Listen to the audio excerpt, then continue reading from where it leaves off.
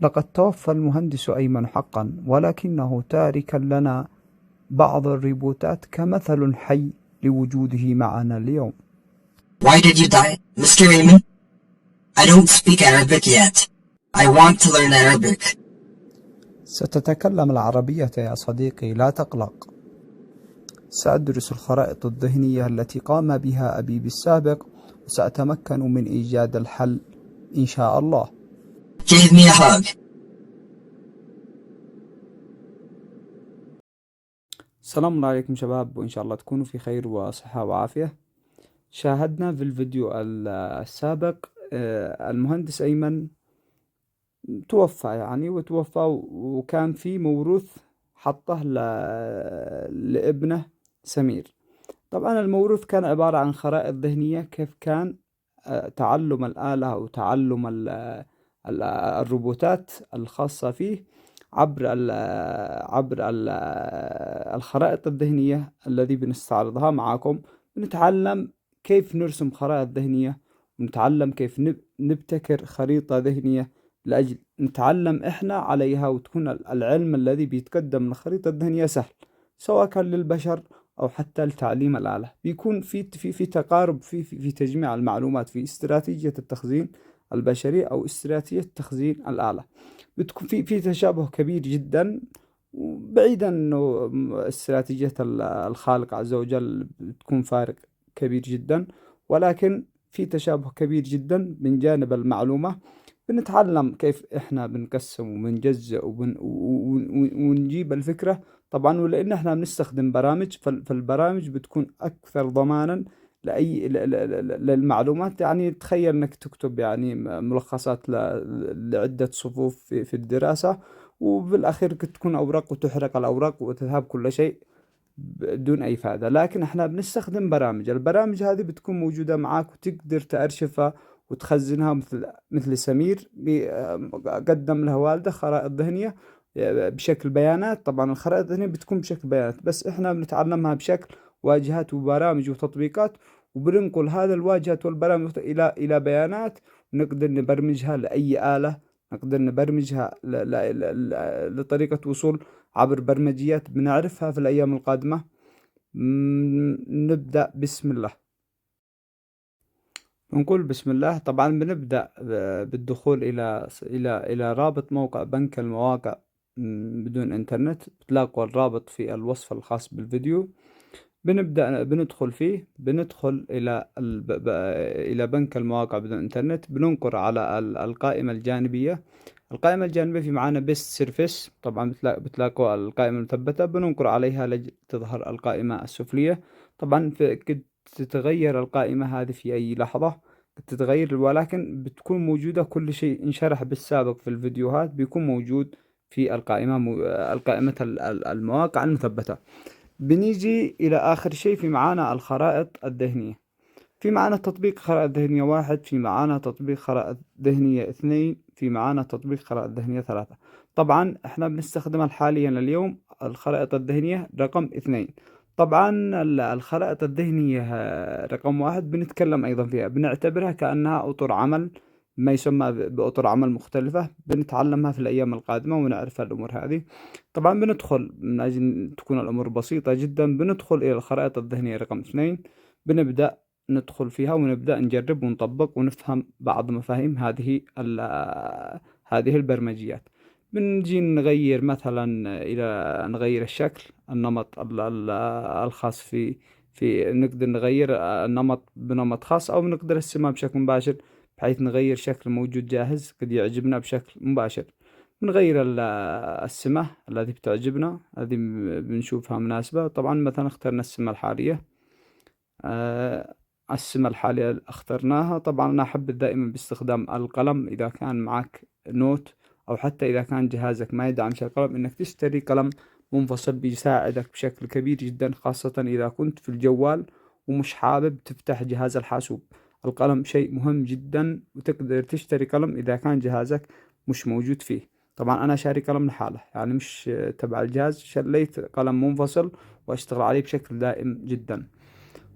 بنبدأ نتعلم الخرائط الذهنية. طبعا من دون أي خبرة سابقة، أي شيء، بتلاقي البرنامج بتتعلمه بشكل بسيط جدا جدا جدا.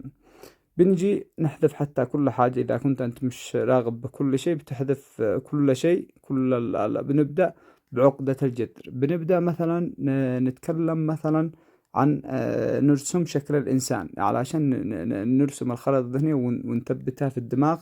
عند كل من يبدأ موضوع خرائط ذهنية بنبدأ نثبتها في دماغك بشيء بسيط وجميل جدا. بنبدأ نقول العقل مثلا.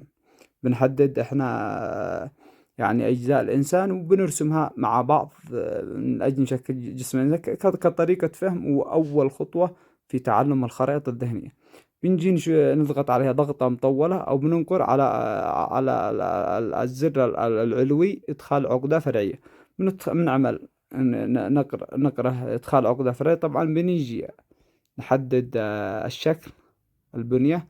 طبعا بحددها لو نجي نشوف بالجانب بحددها بالشكل الذي ممكن يكون الهيكل التنظيمي الذي بيكون يعني نقدر فيه نشكل شكل يشبه الإنسان مثلا. بنشوف مجرد خطوتين نكملها. ننقر أيضا على، إما ننقر على الأخ، نقول عقدة شقيقة لجي نبني عقدة شقيقة بالجانب، أو ننقر على الأب ونقول عقدة سفلية.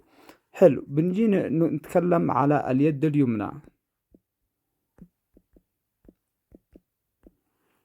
ونتكلم مثلا على الثانية اليد اليسرى.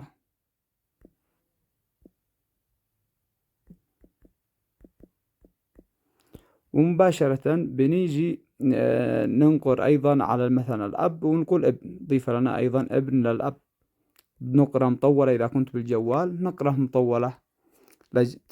بنجي إلى الموضوع ننقر عليه. بيضيف لنا الموضوع الجديد بننقر عليه نقرأ مطولة ونعمل يعني ارتفاع إلى أعلى، معنى أنه يتحرك تحريك إلى أعلى. طبعا لو جينا إيش نقلنا بسال نقلنا تحريك العقدة لأعلى، فنجلس ننتقل من الأخيرة إلى الوسطية. طبعا بنسمي هذا القلب مثلا، مجرد تسمية. ونجي نعمل لها أبناء بننقر عليها نقرة مطولة نقول عقدة فرعية، وأيضا ننقر عليها نقرة مطولة ونقول عقدة فرعية أخرى. ونسمي هذا القدم مثلا اليمنى، القدم اليمنى، وهذه القدم اليسرى.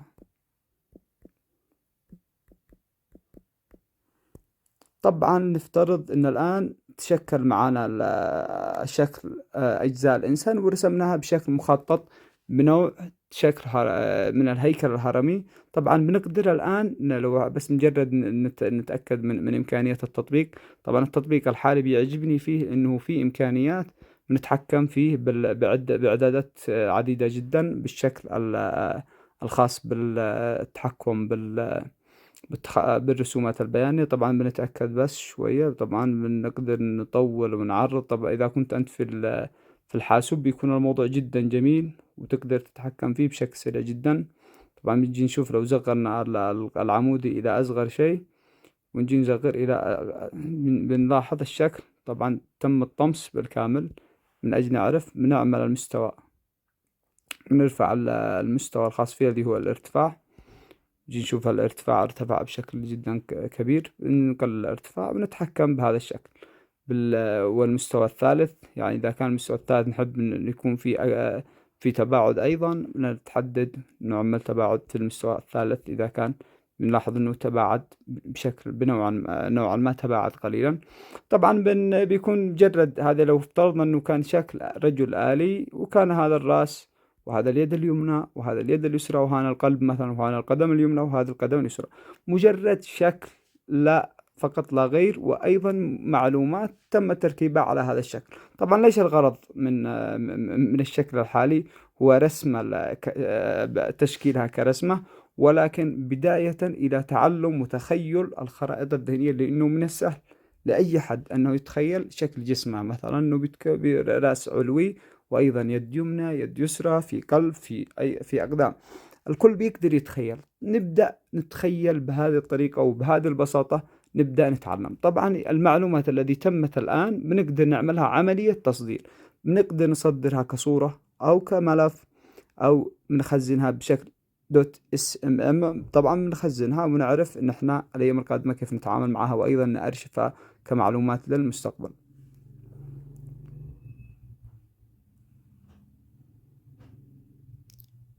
وايضا كBNG نقدر استفدنا منها. طبعا تقدر تخزنها وتشكلها بالشكل الذي تريد. بتصغر مثلا، تعمل تصدير PNG.